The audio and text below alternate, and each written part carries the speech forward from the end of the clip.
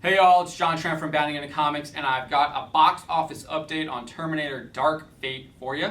Before we dive into this update, I'd like to ask if you could please subscribe to the channel. Just hit that button, please and thank you. So let's get into it. Terminator Dark Fate absolutely bombed at the box office.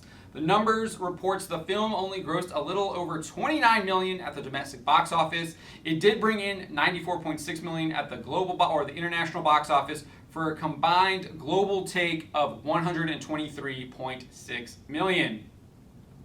That might seem like quite a bit of money, but the Hollywood Reporter notes the film might lose $120 million for its partners Skydance Media, Paramount Pictures, and 20th Century Fox, which is now owned by Disney, who each reportedly chipped in 30% of the costs, with China's Tencent covering the final 10%. THR notes that the film's reported budget was $185 million. However, $120 million might just be the median, as THR notes losses could be as high as $130 million or as low as $110 million, depending on how well the film does overseas. We're already discounting the domestic audience with a measly $29 million, and it looks like it's going nowhere soon, and that's from the Hollywood Trades. So the outlook for Terminator Dark Fate going anywhere overseas is like they've just written it off. It's all about the international box office now for this film. So for comparison's sake, Terminator Genisys, which released in July 2015, which is the last Terminator film, it had an opening weekend of $27 million and would eventually earn $89.7 million at the domestic box office. If you adjust for inflation, that would be $97 million in today's dollars.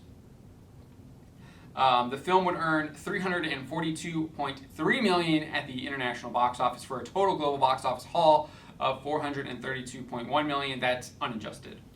The big difference is Genisys only had a $155 million production budget, which is $30 million less, which means it only had to bring in around $300 million, which it easily did at the global box office.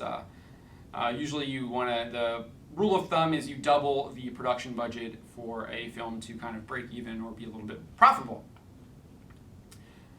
With this epic bomb, insiders and box office analysts are already telling THR to shelve the Terminator IP.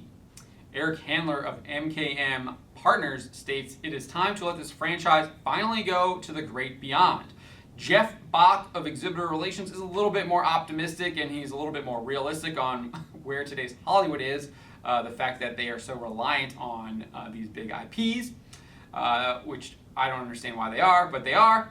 This is definitely the end of the line for the Terminator franchise in its current iteration. That said, IPs are harder to kill off than Jason Voorhees these days, so expect a new series in 5 years on CBS All Access, probably animated this time. Paul Dergarabedian from Comscore, I'm sure I just absolutely butchered his name, he attempted to explain the complete and utter box office failure of Dark Fate. This is what he had to say. "The goodwill and brand equity created by the first two Terminator films was arguably undone by the subsequent pre-Dark Fate installments, which may have negatively impacted audience interest in this last chapter in the series." That's possible. I don't really buy that explanation whatsoever.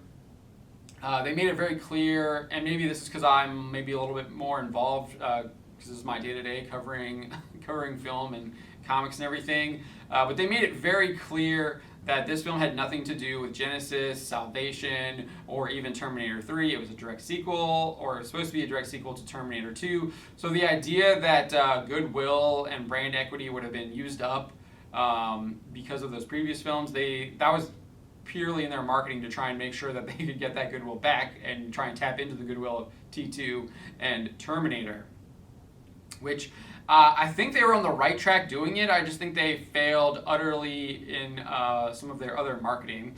And that's one thing that THR and all of these analysts aren't even touching on whatsoever. They're afraid to touch it. It's not surprising they don't want to. They don't want that to be the narrative. Although that's pretty much what it looks like. Terminator Dark Fate looks extremely similar to Ghostbusters 2016. It's almost like you could almost call the way they did the production and the way they did the promotion, it's very They're very similar to each other. So what am I talking about? Well, if you remember from Ghostbusters 2016, director Paul Feig decided to call anyone who did not like his version of Ghostbusters misogynists because they were replacing all the Ghostbusters with women, and people just weren't interested in that take of Ghostbusters when the trailer came out, and they made sure that they expressed that opinion, and Feig just decided to say that, hey, if all the people who didn't like Ghostbusters, they're all misogynists, and just started calling them all kinds of nasty names. So Tim Miller, the director of Dark Fate, deployed that same strategy. In an interview with Variety over the summer, he said, responding to criticisms of Mackenzie Davis's look for her character, if you're at all enlightened, she'll play like gangbusters. If you're a closet misogynist, there it is, she'll scare the F out of you because she's tough and strong but very feminine. And then he added, you can see online the responses to some of the early shit that's out there. Trolls on the internet, I don't give a F. That's what Tim Miller had to say in an interview with Variety. I'm pretty sure he's giving a couple of Fs right now, given this absolute box office bomb. He's probably regretting deciding to attack the people who are interested in seeing Terminator Dark Fate, that had interest in the movie. They were expressing their opinions about it, obviously that they had interest in the film. But people who were interested in the film got called misogynists, and they did not take to that very well and decided not to show up at the box office. But it wasn't just about Tim Miller calling people misogynists. The marketing of the film, just like Ghostbusters 2016, looked like it was going to be a bunch of gender-swapped characters. In that first trailer, that's exactly what my takeaway was. It looked like they were gender-swapping John Connor, they were gender-swapping Arnold Schwarzenegger's Terminator from T2, and you could also say Kyle Reese's character from the original Terminator. So you had Mackenzie Davis's character. He appeared to replace Schwarzenegger's Terminator from T2 and Reese's character from Terminator in that protector role. That's what she looked like she was going to be playing. And then Natalie Reyes's Dani Ramos appeared to replace John Connor. She was the one that they were trying to protect. It looked like a straight up reboot with gender swaps. And you had a little bit of some new cool Terminator FX. And then they just decided to throw in Linda Hamilton and Arnold Schwarzenegger to try and tap into that nostalgia and be like, hey, this is actually a continuation when it's actually it's a reboot, but they're just trying to call it a sequel. And I just think American audiences are waking up to this crap. Look at Men in Black and then the Hellboy as well. I mean, they all did horribly this year. So, to conclude,